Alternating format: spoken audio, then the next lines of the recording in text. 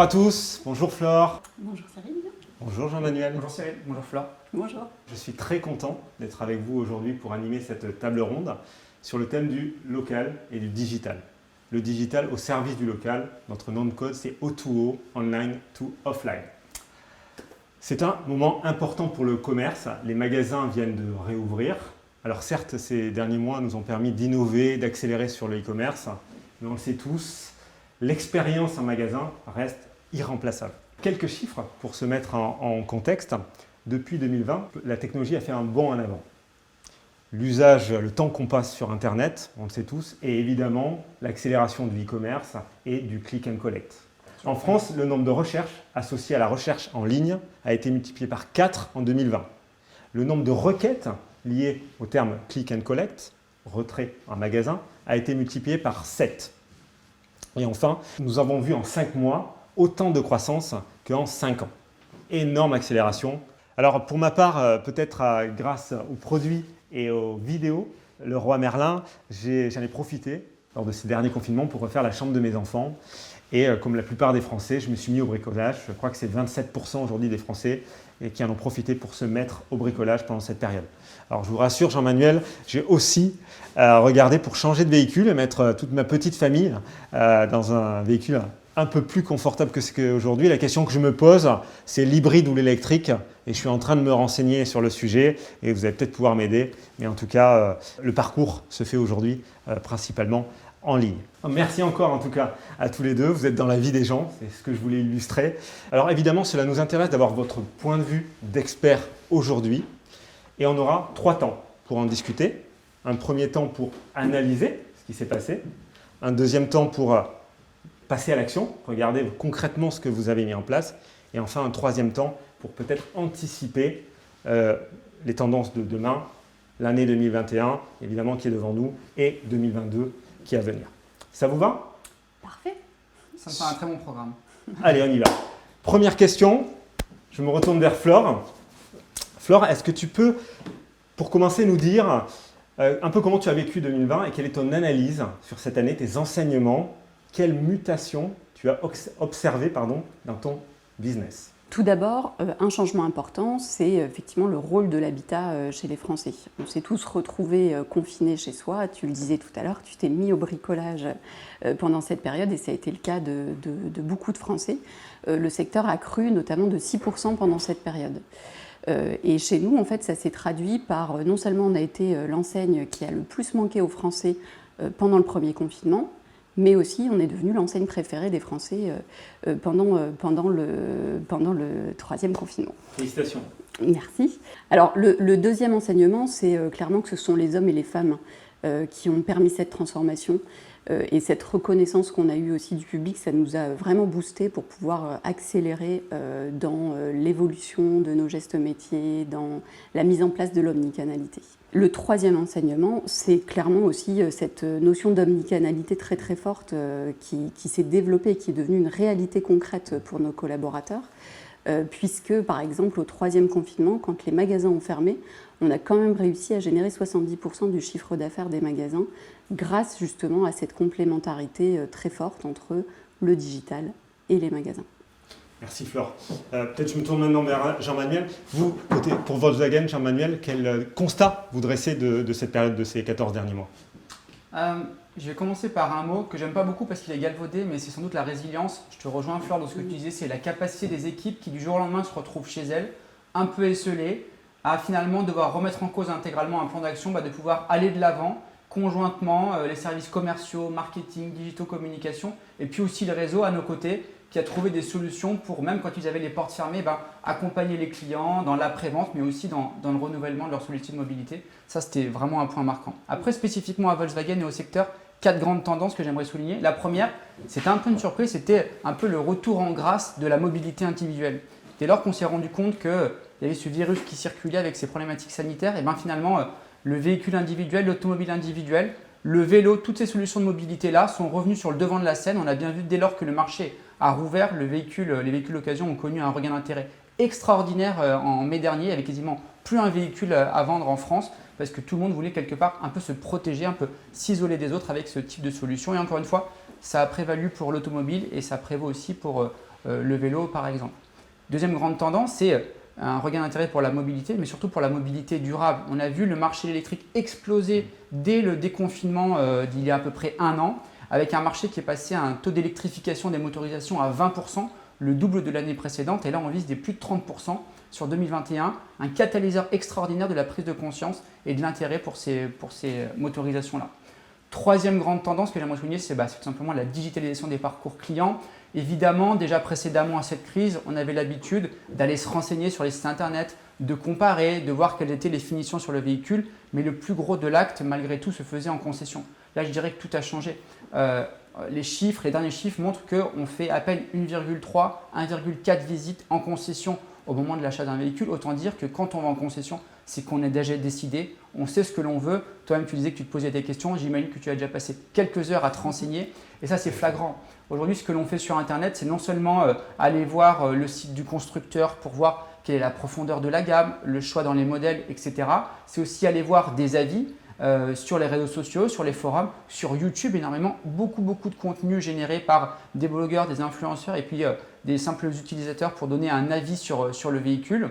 Et puis, ce que l'on fait aussi maintenant sur Internet, c'est comparer. Il y a des outils de comparaison sur différents modèles et de configuration qui font que quand j'arrive en concession, j'ai quasiment déjà défini presque à l'euro près le véhicule que je voulais vraiment avoir in fine. Et puis, la quatrième tendance que moi j'ai observée, c'est dans la structure de la relation que nous avons avec nos clients. Jusqu'à présent, je dirais que la relation était assez distendue avec nos clients, très intermédiaire.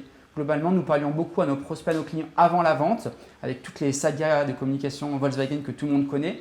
Puis après, on le laissait un petit peu entre les mains, entre les bonnes mains de nos concessionnaires. Mais nous, c'est vrai qu'on s'occupait un petit peu moins de nos clients à ce moment-là.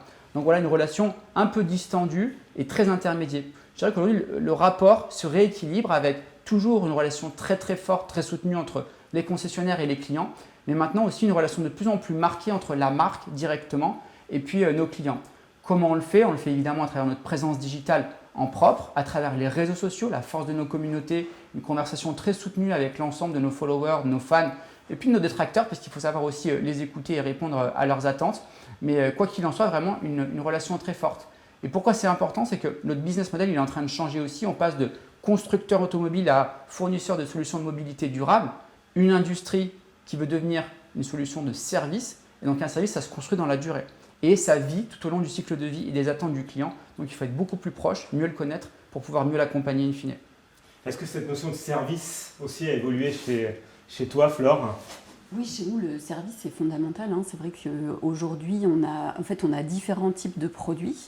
On a des produits qui sont vendus en libre service, comme la fameuse perceuse, etc. Et on a énormément de services qui sont liés à des mondes projets, comme la cuisine, la salle de bain. Et donc, effectivement, on est en pleine expansion aussi sur le développement de nouveaux services, comme la pose, la livraison ou autres. Bon, je crois que vous êtes tous les deux d'accord sur cette première analyse.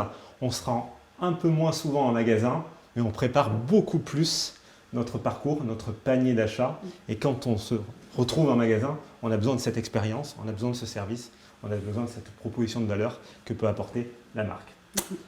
Merci Jean-Manuel, merci à tous les deux. Deuxième temps, si vous le voulez bien, est-ce que vous pouvez nous parler de ce que vous avez mis en place pendant cette période pour répondre aux attentes des consommateurs et quel projet, challenge technique vous avez rencontré concrètement? Un peu partagez-nous votre quotidien.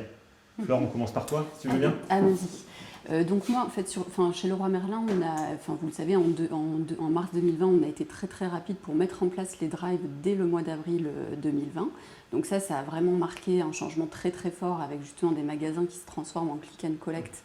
Et c'est vraiment une réalité aujourd'hui. Un deuxième élément qui a été très marquant pendant la période, c'est le lancement de notre marketplace qui fête ses 1 an avec 400 000 produits choisis par les collaborateurs. Donc ça, c'est aussi un deuxième point très important. Comme le disait Jean-Manuel, il y a vraiment aussi cette logique de service qui est très importante avec justement la vente à distance qui a été un vrai levier d'accélération chez Leroy Merlin ces derniers mois, puisque ça répondait vraiment à cette problématique de l'habitant est chez lui, comment on fait pour répondre quand même à cette notion de projet et de service qu'on peut lui proposer. Et puis après, d'un point de vue plus marketing, en fait, on a aussi travaillé sur différents pans. Notamment, on a accéléré le chantier qu'on appelle la conquête locale. C'est comment justement on met le digital au service des magasins. Et donc là, on a pu leur proposer des outils pour activer en local des campagnes de publicité pour prévenir quand ils sont ouverts, fermés, mais aussi quand il y a un coup de chaud, un coup de froid, etc. Ça a été vraiment quelque chose de très structurant aussi pendant cette période. Est-ce que tu peux nous en citer quelques-uns des outils que vous avez mis en place ? Oui, on travaille notamment avec DeepReach qui du coup nous permet de nous positionner à la fois sur Google, sur Facebook, mais aussi sur du display et du programmatique. Et aussi, on travaille aussi sur du SMS, de l'email, etc. Et donc le magasin a vraiment toute la palette pour pouvoir activer sa campagne de manière très très simple, en quelques clics uniquement. Et c'est vrai que ça a été un vrai levier aussi pour pouvoir accélérer justement cette transformation digitale et comprendre à quel point le digital est au service du trafic du magasin. Merci beaucoup Flore. Jean-Manuel, de ton côté, des actions concrètes ? Je crois qu'il faut avoir conscience que nous, quasiment pendant 2 mois l'an dernier, on n'a pas vendu un véhicule. Donc dès lors que les concessions ont réouvert, on a construit un restart plan. L'idée c'était de démarrer sans délai très fortement les ventes. Et avec un constat aussi, c'est qu'en fait, il n'y a pas de parcours type d'achat de véhicules. Des gens qui vont tout faire en ligne, comme je disais précédemment, puis d'autres qui ont encore besoin d'avoir une relation très proche. Donc on a travaillé sur 2 piliers majeurs. Un, c'est réduire l'effort client. Et 2, développer les solutions d'accompagnement à distance. Développer les solutions d'accompagnement à distance, ça a consisté à mettre en place un chat disponible non seulement sur le site internet, mais aussi sur les réseaux sociaux, depuis directement nos réseaux sociaux, seulement pour apporter un conseil, un accompagnement à distance, pas simplement de la qualification en ligne, mais vraiment presque faire de la pré-vente en ligne avec des conseillers spécialisés sur nos modèles. Ça a consisté aussi à mobiliser un call center qui était là vraiment là aussi pour accompagner la vente en amont, pour préparer et faire en sorte que dès que la concession rouvrait, elle ait du trafic très très qualifié qui vienne s'adresser à elle. Ça, c'est vraiment l'accompagnement à distance. Sur la partie réduction de l'effort client, ce qu'on a cherché à faire, c'est trouver des solutions pour que le client, dans son parcours naturel, puisse être le plus accompagné possible. C'est beaucoup passé par le déploiement et l'utilisation de la vidéo, notamment sur YouTube. Le format vidéo, moi, je l'aime beaucoup parce que c'est un format qui ne nécessite pas un grand effort d'appropriation. On se laisse guider par ce déroulement d'images et puis on peut s'approprier beaucoup de contenu. Donc on a beaucoup travaillé sur ces formats-là, de la présentation de véhicules, des keynotes et puis aussi en utilisant des influenceurs et des blogueurs pour présenter des modèles. Et la réduction de l'effort client aussi, ça consistait à utiliser des formats tout simplement utilisés par Google qui permettent finalement de ne pas imposer un passage par le site du constructeur qui parfois peut être un peu complexe bien qu'il soit évidemment optimisé, mais c'est des formats qui permettent de faire de la préconfiguration directement depuis les outils, de voir des niveaux de stock et puis là aussi de se retrouver avec des outils type Store Visit et de trouver très rapidement le concessionnaire qui aura le véhicule de ses rêves. Donc d'optimiser les parcours clients. Excellent. Déjà bravo à tous les deux pour cette capacité à pivoter, à innover pendant cette période. Je pense que c'est l'un des facteurs clés du succès pour traverser cette période. Jean-Manuel, si on reste avec toi, est-ce que maintenant tu peux nous parler un petit peu du futur ? En ce troisième temps, comment tu prépares 2022 en 2021 ? Alors 2022, on le prépare. Moi, tout ce que tu disais, Flore, me fait rêver quand tu parles de click and collect, de e-commerce, etc. Force est de constater qu'on est encore un peu loin sur ces sujets-là. Donc l'idée, c'est vraiment d'accélérer. On n'achètera jamais un véhicule à plusieurs dizaines de milliers d'euros comme une table ou un pot de peinture. Pour autant, il faut que… Moi, j'ai vraiment la conviction que les parcours d'achat doivent être standardisés et qu'on doit finalement quand même pouvoir acheter un véhicule aussi facilement qu'une paire de chaussures ou qu'un t-shirt. Donc, le retail est quand même le bench qui nous inspire le plus. Donc, accélérer sur le e-commerce, mais en étant aussi simple quasiment que vous pouvez le faire chez Leroy Merlin ou dans le retail. Ça, c'est un point vraiment important. L'autre point vraiment important, c'est la data. Dans un contexte cookie-less, comment on arrive à capitaliser sur la data first party, l'optimiser, la traiter évidemment en respectant toute la réglementation et en proposant de l'utiliser de la meilleure des façons pour le client pour personnaliser son parcours. Et puis le troisième point qui a trait à la data, c'est tous les programmes CRM.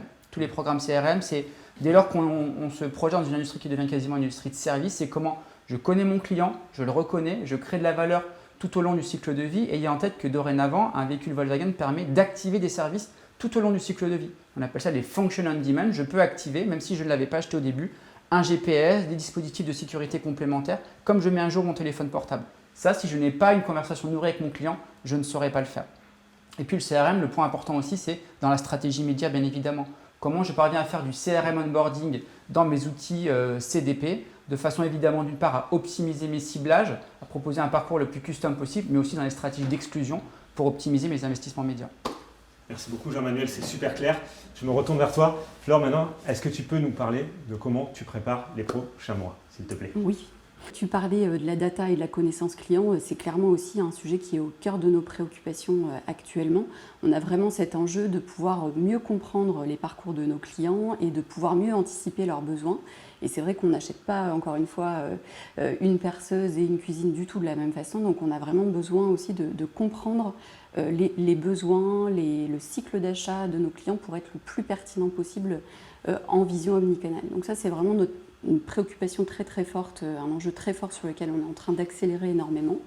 Et donc le deuxième sujet sur lequel on travaille de manière ultra active aussi, c'est tous les sujets autour de la conquête locale, comment on encourage aussi les magasins à mieux comprendre justement leurs clients pour pouvoir mieux répondre aussi à leurs besoins.